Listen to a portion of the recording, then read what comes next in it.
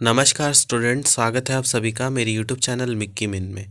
तो स्टूडेंट, इस वीडियो में हम BLIE 229 का जो ICT इन लाइब्रेरीज़ है उसके जो ब्लॉक 1 है वो हम कवर कराएंगे। देखिए, इसके अंदर दो ही ब्लॉक हैं।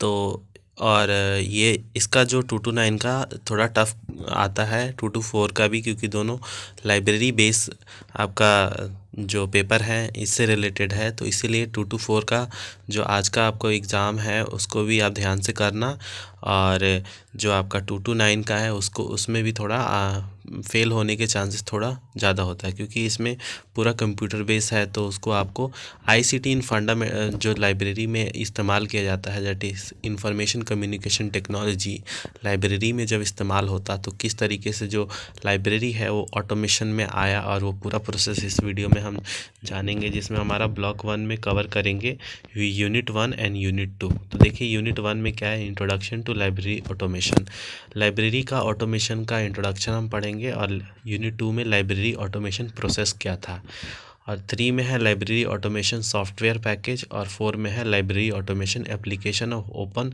Source software. तो ये पूरी बात इसमें हम पढ़ेंगे। तो आई होप आप लोग को समझ में आ गया हो गया, और इसको हम दो दो वीडियो में कवर करेंगे।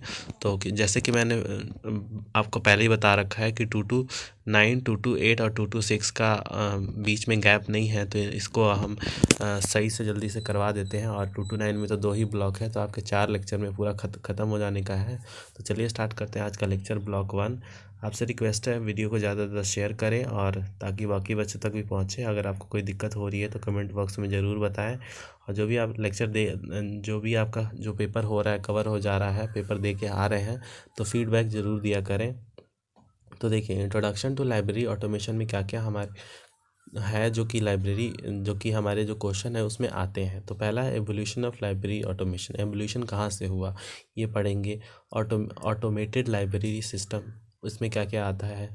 फिर उसके बाद ऑटोमेटेड लाइब्रेरी सिस्टम, जिसमें स्टैंडर्ड एंड सॉफ्टवेयर आ जाता है। और automated library system global recommendation, उसके अलावा इसमें है automated library system development, RFP and automated library system trend and future. तो इसमें से कुछ जो इंपॉर्टेंट टॉपिक है उसको मैं डिस्कस करूंगा, बाकी आप लोग चाहे तो छोड़ सकते हैं। तो चलिए स्टार्ट करते हैं। ऑटोमेशन का मतलब आपको समझ में आ ही गया होगा कि लाइब्रेरी को का कैसे ऑटोमेशन हुआ। स्टार्टिंग में जो लाइब्रेरी थी वो मैनुअल लाइब्रेरी हुआ करती थी, but due to technology library automated हो गई। उसमें बुक इशू, रिटर्न, सारा रिकॉर्ड सारा इलेक्ट्रॉनिकली मेंटेन और आपको रिकॉर्ड किया जाने लग गया। उसके अलावा अगर मैं इंटीग्रेटेड लाइब्रेरी सिस्टम, जो कि इस डायग्राम के माध्यम से अगर समझाने की कोशिश करूं, तो इसमें देखिए एक यूज़र होता है और एक लाइब्रेरियन होता है, दोनों का इंटरेक्शन होता है, बट उसमें बहुत सारे इंपॉर्टेंट रोल होता है, जो कि central file service and database यहाँ पे रोल प्ले करता है। तो देखिए, जैसे एक लाइब्रेरियन है वो सिस्टम एडमिनिस्ट्रेशन को हैंडल करता है, रिपोर्ट एंड यूटिलिटीज़ को मेंटेन करता है, इंटर लाइब्रेरी लोन को मेंटेन करता है, साथ में ही उसको कैटलॉगिंग करना होता है, acquisition, circulation and serial control. ये सब हमारा central file and services and database के अंदर स्टोर होता है सारी चीज़ें। तो सारा काम जो होता है यूजर्स से लाइब्रेरियन को कनेक्ट करने का, जो मेन जो काम होता है वो central file service and database से होता है, और वहाँ से ओपैक के द्वारा यूज़र जो है वो कांटेक्ट करता है लाइब्रेरियन को, तो उसको जितनी भी इंफॉर्मेशन है वो उसको मिल जाती है। तो ये पूरा सिस्टम था, आप एक बार इसको देख लेना। बाकी चलते हैं आगे। एवोल्यूशन ऑफ लाइब्रेरी ऑटोमेशन, देखिए स्टार्टिंग में क्या हुआ करता था कि लाइब्रेरी जो था वो एक तरह से मैनुअल बेस्ड लाइब्रेरी था, बहुत ही आउटडेटेड लाइब्रेरी था। जैसे यहाँ पे देखिए, प्री कंप्यूटर एरा, फिर स्टैंड अलोन एरा, फिर online system, micro computer era, web era, फिर ओपन एरा तक हम लोग आ गए हैं। तो फर्स्ट में क्या था, there was the pre computer era of unit record equipment, unit record के तरह से, इक्विपमेंट के तरह से चीज़ों को मेंटेन किया जाता था। ये 1950s का टाइम है।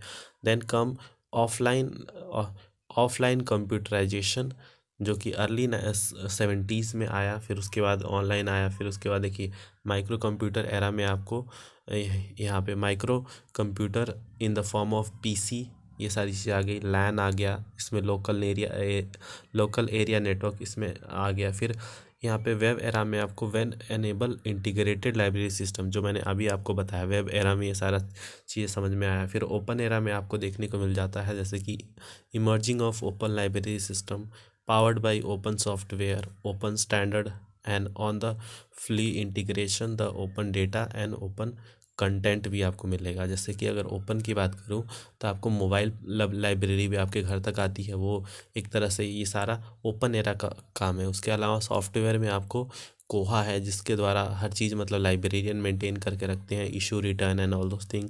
इसका एक आपका प्रैक्टिकल भी होगा कोहा बेस, तो आपको अच्छे से समझ में आएगा जब आप वो प्रैक्टिकल करेंगे। फिर the first automated era, second automated era, ये सब इसके अंदर थोड़ा डिटेल में बात किया गया है कि कैसे कैसी चीज़ों को जैसे अभी जैसे द फिफ्थ ऑटोमेशन एरा में वेब 2.0 का बहुत ही इस्तेमाल है।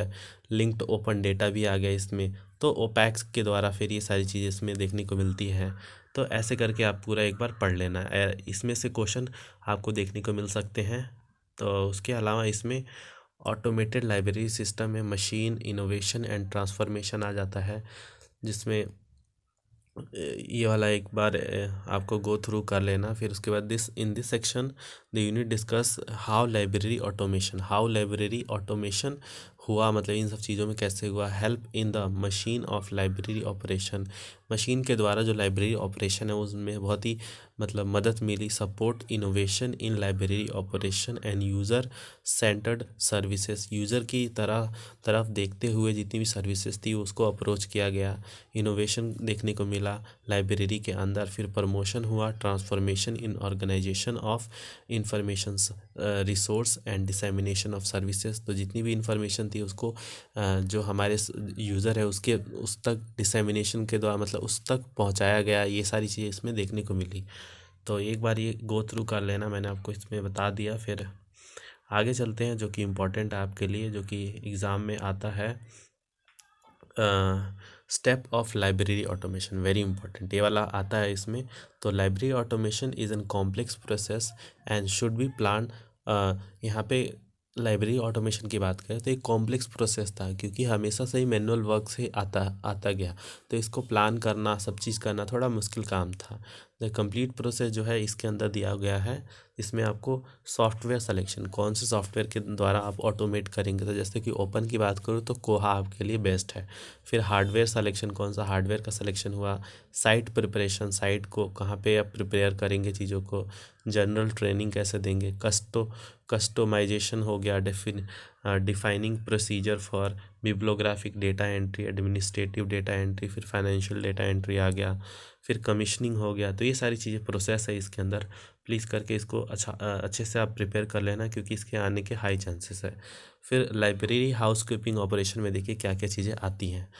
Acquisition, processing, use and maintenance. तो एक्विजिशन में क्या आता है आपको, selection, ordering, receive and accession. तो ये पूरी चीज़ें एक्विजिशन मतलब पहले बुक को मतलब एक्वायर करना, फिर उसके अंदर उस ऑर्डर सेलेक्ट करना, ऑर्डर करना, रिसीव करना, और फिर एक्सेशन उसको करके लाइब्रेरी में रख देना। फिर प्रोसेसिंग होती है जिसमें क्लासिफिकेशन, कैटलॉगिंग, लेबल, शेल्फ, ये सारी चीज़ें आती हैं, जिसमें आपका लाइब्रेरियन का फिर मतलब जो लाइब्रेरी में जो वर्क करते हैं तो उनका मेन काम यहाँ पे आ जाता है।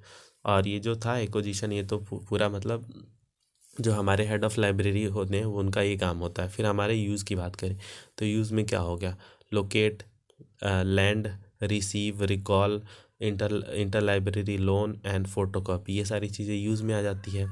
फिर मेंटेनेंस, फिर जब अगर मान लीजिए आप उसको यूज़ कर रहे हैं तो वो मेंटेनेंस के लिए भी जाएगा। तो bind, replace and discard. Bind मतलब उसको फिर बाइंडिंग करना, अगर कुछ खो गया तो रिप्लेस करना, और डिस्कार्ड मतलब अगर ऐसी कोई है जो जिसमें बहुत ही पैथेटिक कंडीशन हो गया बुक का तो उसको वीड आउट करना। तो ये सारी चीज़ें इसमें आ जाती हैं। एक बार इसको देख लेना आप लोग। इसके द्वारा मैंने आपको पूरे अच्छे से समझा दिया, बाकी इसमें और कुछ है नहीं। तो ट्रेंड ऑटोमेशन ये छोड़ सकते हैं आप। देखिए इनमें कुछ ना काफ़ी अच्छे अच्छे डायग्राम भी बनाए गए हैं, वेरी इंपॉर्टेंट, इसको स्टार मार्क लगाए। Automated library system versus digital library system, इस पर आप स्टार मार्क लगाए। ये वाला तो आप मान के चले कि आएगा तो ऐसे ही आपको करना है। एक तरफ ऑटोमेटेड लाइब्रेरी और दूसरी तरफ आपको डिजिटल लाइब्रेरी। देखिए ऑटोमेटेड में 2-4 पॉइंट मैं आपको बता देता हूँ कि क्या होता है कि only Meta data that is cataloguing data is finally researchable. इसमें सिर्फ मेटा डेटा जो होता है फाइनल वही रिसर्चेबल होता है। यहाँ पे both meta data set and full text resource are finally researchable. तो ये होता है दोनों में डिफरेंस। फिर provide document description data set not document, और यहाँ पे क्या होता है provide document description data set and resource document. तो ये दो इसमें डिफरेंस आ गया। फिर उसके अलावा अगर मैं बात करूँ प्रोसेसिंग की बात करें तो processing global resource for local use, global resource को लोकल यूज़ के लिए प्रोसेस करता है। यहाँ पे processing global and local resource for local and global users, local global दोनों प्रोसेस करता है और लोकल ग्लोबल दोनों यूज़र के लिए करता है। तो ये कुछ इसमें डिफरेंसेस है और बाकी आप लोग इसमें देख लेना। तो उसके अलावा देखते हैं क्या इसमें इम्पॉर्टेंट है। Automated library system standard and software, standard and software को एक बार पढ़ लेना। स्टैंडर्ड को स्टैंडर्ड सेट किया गया हुआ है जिसमें इसके द्वारा जो हमारा लाइब्रेरी है वो वर्क करता है। और सॉफ्टवेयर में देखिए यहाँ पे क्या है, अगर इसके द्वारा मैं बताऊँ तो जैसे लाइब्रेरी ऑटोमेशन पैकेज होता है, फिर मॉड्यूल होता है, सब मॉड्यूल, फिर फैसिलिटी यहाँ पे प्रोवाइड किया जाता है।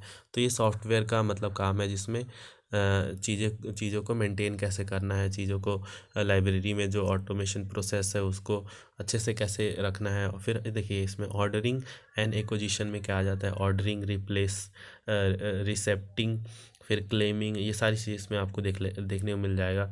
जैसे बिल प्रोसेसिंग, पेमेंट, ये सारी चीज़ें देखने को मिल। फिर कैटलॉगिंग में ये पूरा प्रोसेस है।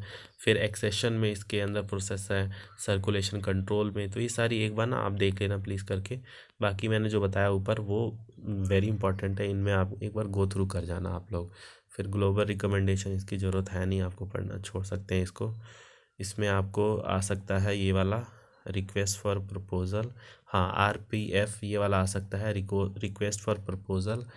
फिर इसके अलावा आपको क्या पढ़ना है मैं बता देता हूँ।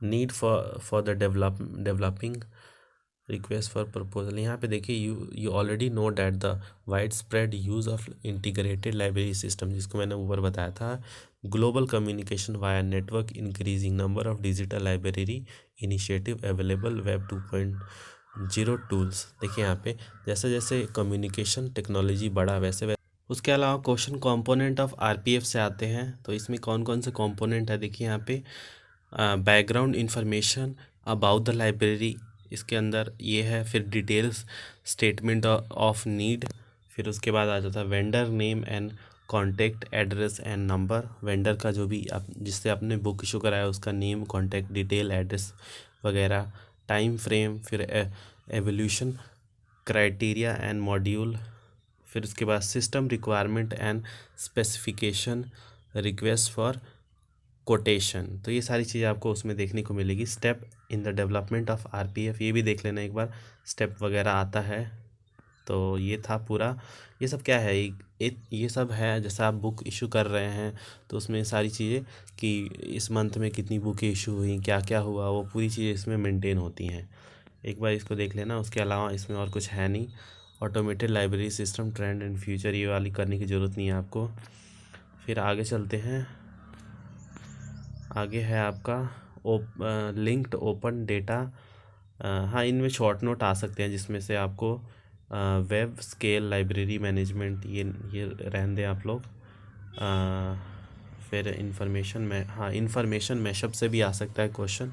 Information mashup tool allow remixing of data, इसमें रीमिक्सिंग होता है डेटा का, जैसे टेक्नोलॉजी और services from different online sources to create new hybrid service, उसको मिला के एक नया अलग सा हाइब्रिड सर्विस। देखिए मैशअप से ही समझ में आ रहा है कि इन्फॉर्मेशन दो चीज़ों को मिला के एक अलग सा इंफॉर्मेशन सर्विसेज ये लोग क्रिएट करते हैं। तो ये पूरा आप लोग एक बार देख लेना। फिर और कुछ है नहीं इसमें, डिजिटल यहाँ पे इसको रहने दें आप लोग। फिर इसमें क्या है इसमें देखते हैं, ये यहाँ तक हो गया। तो ये था हमारा यूनिट 1। उसके अलावा चलते हैं जो कि हमारी यूनिट 2 है। तो उसमें कौन कौन से टॉपिक हैं जो कि इम्पोर्टेंट है वो कवर करवा देता हूँ मैं आपको। तो देखिए यूनिट फर्स्ट हमारा कंप्लीट हो गया है। Unit second library automation process आ जाता है, जिसमें लाइब्रेरी वर्कफ्लो है, एक्विजिशन सिस्टम है, डॉक्यूमेंट प्रोसेसिंग सिस्टम है, सीरियल कंट्रोल है, सर्कुलेशन सिस्टम है। तो ये सारी इसमें जितनी भी चीज़ें हैं, जैसे कि आप डॉक्यूमेंट ने को आपने ऑर्डर किया और सब वहाँ से लेके और पूरा कंट्रोल करने तक पूरा लाइब्रेरी के अंदर ये पूरा इसमें हम देखने को मिलेगा। तो चलिए इसमें स्टार्ट करते हैं कौन कौन से टॉपिक है जो कि हम थ्योरी में पढ़ेंगे। देखिए, लाइब्रेरी वर्कफ्लो में क्या होता है कि जो लाइब्रेरी का जो भी काम है उसको कैसे मतलब चीज़ों को मेंटेन किया जाता है। देखिए यहाँ पे library automation of library housekeeping का मैंने पूरा आपको बता दिया था, जहाँ पे आपको सिलेक्शन से लेके और मेंटेनेंस तक आ जाता है पूरा उसमें काम। तो system require the analysis of workflow and activity into their atomic structure.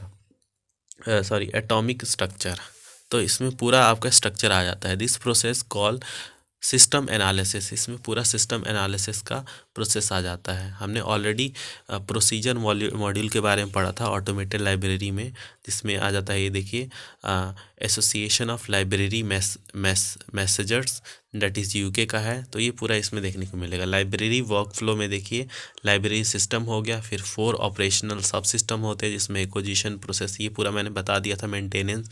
फिर आता है 15 प्रोसीजर, जिसमें ये पूरा यहाँ से यहाँ तक आ जाता है, डिस्कार्ड तक आ जाता है। फिर 6th वाला मतलब सेम ही होता है, इसमें थोड़े थोड़े जो कार्य होते हैं वो मतलब और बाइफर्केशन हो जाता है सब में। तो सब सिस्टम एंड वर्कफ्लो में ये सारी चीज़ें आपने देख लिया। एक्विजिशन सिस्टम आ गया आपका, प्रोसीजर इन एक्विजिशन सिस्टम आ गया, जिसमें सिलेक्शन, ऑर्डरिंग, ये सब बुक से रिलेटेड है। आप लाइब्रेरी में जो बुकें होती हैं उनको कैसे सिलेक्शन किया जाता है, कैसे कैटलॉगिंग किया जाता है, कैसे शेल्फिंग किया जाता है, ये पूरा सीरियल कंट्रोल को कैसे मेंटेन किया जाता है, पूरी बात इसके अंदर है। प्रोसीजर फॉर सीरियल कंट्रोल सब सिस्टम, तो प्रोसीजर क्या क्या हैं जिसके द्वारा आप सीरियल को कंट्रोल और उसको मैनेज करते हैं। तो उसमें सिलेक्शन ऑफ सीरियल आ गया, सिलेक्शन ऑफ सब्सक्रिप्शन मोड आ गया। तो पूरी चीज़ें यहाँ से यहाँ तक लास्ट तक ऐसे आर्टिकल इंडेक्सिंग तक पूरा यहाँ पे आपका सीरियल कंट्रोल में आ जाएगा। फिर मेंटेनेंस सब सिस्टम, इसकी ज़रूरत है नहीं। एनालिसिस टास्क, ये भी नहीं आता है आपके। ऑटोमेशन ऑफ वर्कफ्लो, हाँ ऑटोमेशन ऑफ वर्कफ्लो में ये वाला जो मैंने बताया कि ये कोहा का है। जब आप पढ़ेंगे तो जैसे कैसे एक्विजिशन होता है, कैसे आप बुक को इशू करवाते हैं और कैसे रिटर्न करते हैं, तो ये पूरी बात ये जो आप जब करेंगे आप लोग तो उसमें समझ में आ जाएगा। बाकी इसमें ये वाला क्वेश्चन आता नहीं है आपका। तो ये तो प्रैक्टिकल का आपका वर्क है जिसमें आपको प्रैक्टिकल करवाया जाएगा पूरा। एक्विजिशन सब सिस्टम इन LIS, एक्विजिशन कैसे होता है, जैसे फंक्शनल रिक्वायरमेंट इन एक्विजिशन, ये नहीं करना है आपको। वर्कफ्लो ऑफ ऑटोमेटेड एक्विजिशन, इसको भी छोड़ दें आप लोग। इसके अलावा आपको क्या आता है, ग्रुप टास्क, इसमें ज़रूरत नहीं है आपको। फिर आते हैं नीचे, ये भी छोड़ दें, ये भी नहीं आता है। फिर आगे आते हैं डॉक्यूमेंट प्रोसेसिंग सब सिस्टम इन LIS, इसके अंदर है functional requirement for document processing in LIS, जैसे अथॉरिटी कंट्रोल, ये भी नहीं आएगा, आप इसको भी स्किप कर सकते हैं। इसके अलावा क्या आता है, बिब्लियोग्राफिक कंट्रोल एंड इंटरऑपरेबिलिटी, ये आ सकता है, बिब्लियोग्राफिक कंट्रोल और इंटरऑपरेबिलिटी। तो बिब्लियोग्राफिक कंट्रोल आपको पता ही है क्या होता है, तो ये सारा आप लोग एक बार कर लेना। फिर उसके अलावा क्या है टॉपिक, जो open public library access catalogue, very important, ये आता है, इसको आप लोग कर लें, स्टार मार्क लगाएं इसको।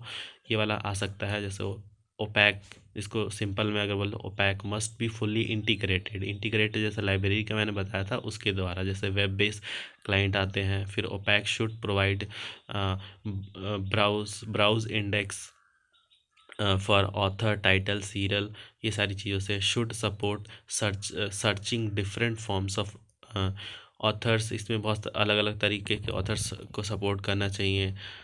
शुड ऑल्सो सपोर्ट, यहाँ पे should also support full brief, standard and customise display of record. तो ये सारी चीज़ें आप एक बार देख लेना इसको।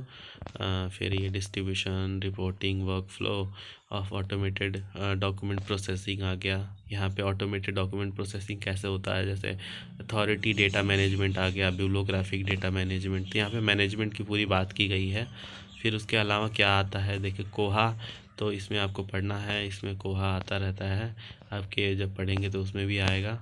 फिर उसके अलावा इसमें क्या है आपके सीरियल कंट्रोल सब सिस्टम इन LIS, जिसमें functional requirement in serial control, कौन कौन से फंक्शनल रिक्वायरमेंट है जो कि सीरियल कंट्रोल में आपको देखने को मिलेगा। तो न्यू सब्सक्रिप्शन हो गया, जैसे मान लीजिए आप किसी को कोई बुक इशू कराना है तो आप न्यू सब्सक्रिप्शन में जाएंगे, फिर रिन्यूड एंड सब्सक्रिप्शन में जाएंगे, कैंसलेशन ऑफ सब्सक्रिप्शन, अगर उसने मतलब सब्सक्रिप्शन हटाना है तो ये करेंगे। बजट कंट्रोल होता है, इनवॉइस प्रोसेसिंग होती है, तो ये सारी चीज़ इसके अंदर आपको देखने को मिलेगा।